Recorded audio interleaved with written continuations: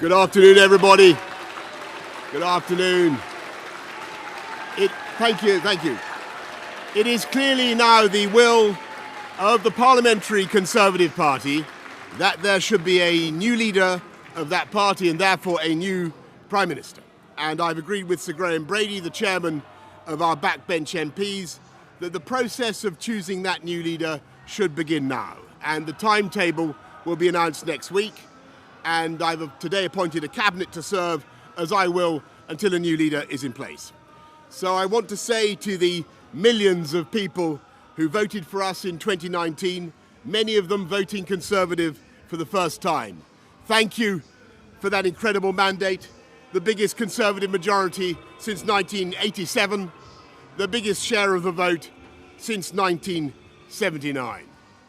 And the reason I have fought so hard in the last few days to continue to deliver that mandate in person was not just because I wanted to do so, but because I felt it was my job, my duty, my obligation to you to continue to do what we promised in 2019.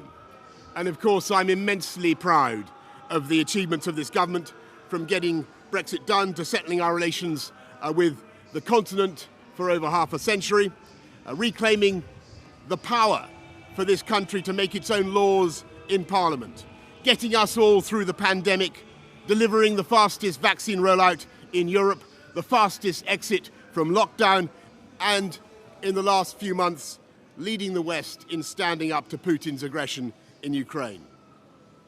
And let me say now to the people of Ukraine that I know that we in the UK will continue to back your fight for freedom for as long as it takes.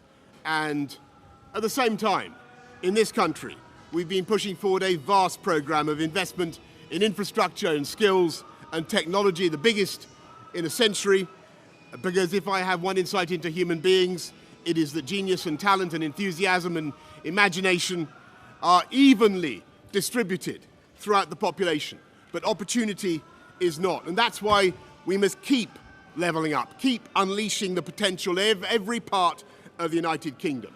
And if we can do that in this country, we will be the most prosperous in Europe.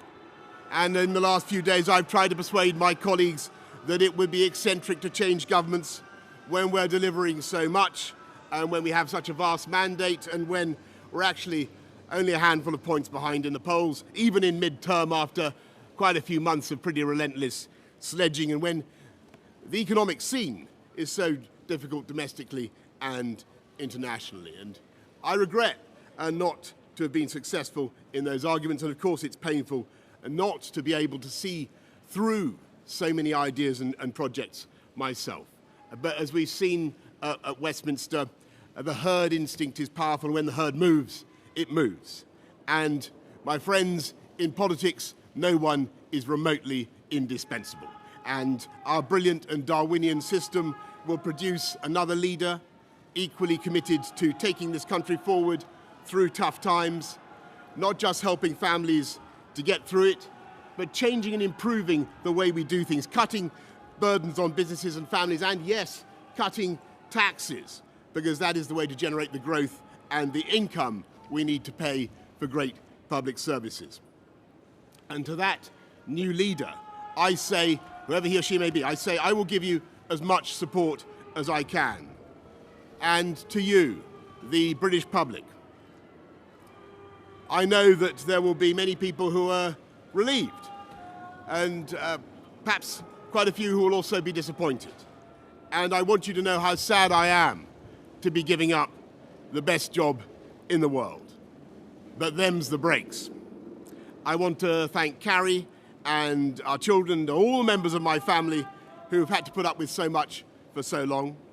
I want to thank the peerless British civil service for all the help and support that you have given our police, our emergency services, and of course our fantastic NHS, who at critical moment helped to extend my own period in office, as well as our armed services and our agencies that are so admired around the world, and our indefatigable Conservative Party members and supporters, whose selfless campaigning makes our democracy possible. I want to thank the wonderful staff here at Chequers, here at Number 10, and of course at Chequers, and our fantastic prop force detectives, the one group, by the way, who never leak. Above all, I want to thank you, the British public, for the immense privilege that you have given me. And I want you to know that from now on until the new Prime Minister is in place, your interests will be served and the government of the country will be carried on. Being Prime Minister is an education in itself. I've travelled to every part of the United Kingdom, and in addition to the beauty of our natural world, I found so many people possessed of such boundless British originality and so willing to tackle old problems in new ways that I know that even if things can sometimes seem dark now, our future together is golden. Thank you all very much. Thank you.